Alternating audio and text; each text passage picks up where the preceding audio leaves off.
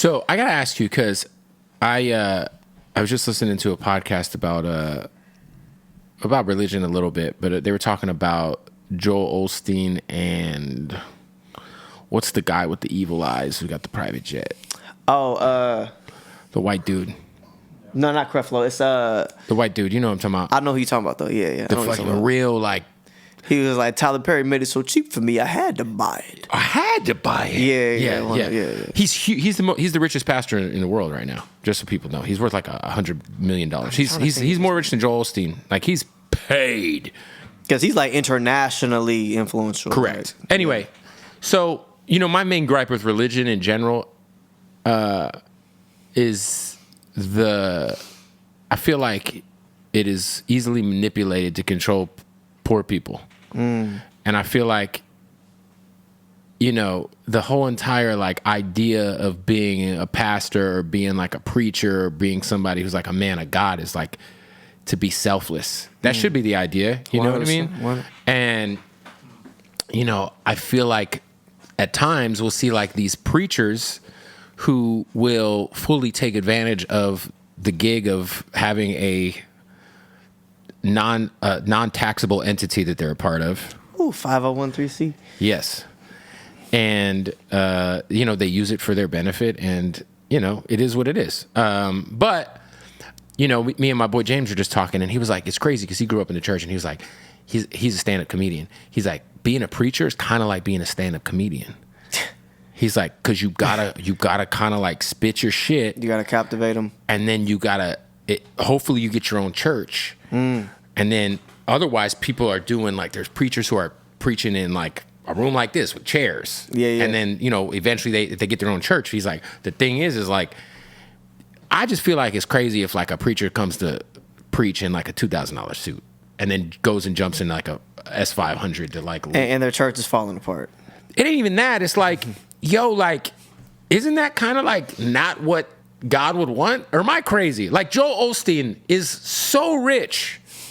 And this podcast I was listening to was like, Joel Osteen's such a great motivational speaker that if he just stepped away from being a quote unquote preacher and was a motivational speaker who happened to be Christian, people would look at him in like a lot more like a positive way because he's like very talented. He's a talented speaker. A lot of these guys are very talented. Yeah, very uplifting, talented guys. But at the same time, like, it's the same guy who like initially tried to prevent people from sheltering at his church until he got called out for it, and then he was like, oh, no. But that's probably my biggest gripe with like commercial Christianity is like a lot of the quote unquote like faces of it to me are like, based on my knowledge of Christianity, not very Christ-like. Yeah, I've definitely seen what you're talking about. Of course, it's like a well-known thing that some pastors may have been exposed for those kind of things. Or I've been at churches to where the doorknobs are missing, but you have a Bentley. The paint is falling off of the walls, but you got the fresh Gators on. Like a lot of stuff didn't add up for me. Like, none of that makes sense. Yeah, but for me early on, it's like I had to realize like it would be unhealthy for me to let Christians take me away from Christ. You know what I'm saying? Like regardless of what they are doing, God didn't do this to me. People are flawed. You know what I'm saying? But God is not. And so that keeps me like focused. Like even though they wilding out, sleeping with whoever, you know what I'm saying, stealing money from whatever, I know God is still good. Would you ever actually like be a preacher? Like obviously you did youth pastoring, but would you ever like, try to like be like, yo, I'm a fucking like leave music and do that?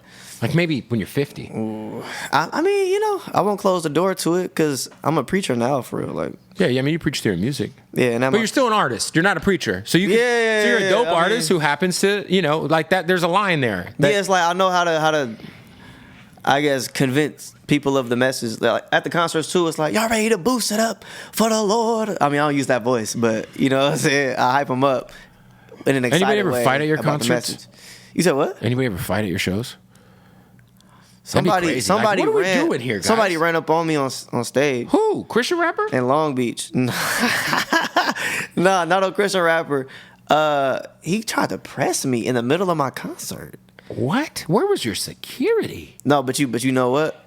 Security came like 10 seconds after. They probably thought I was a part of the act because I be having a lot of. Dude trying to press you in Long Beach? Yeah, because like somebody was in the crowd like, let the little kids get on stage. And I was kind of like dismissive a little bit, like maybe later on. And then he was like, but it's about the young people. And he got on stage, really try to like you know, in LA, they be like, you know what I'm saying? That's crazy. But security pulled up on him. They pulled him in the parking lot. And he low-key started to like exorcist type energy. He was like manifesting.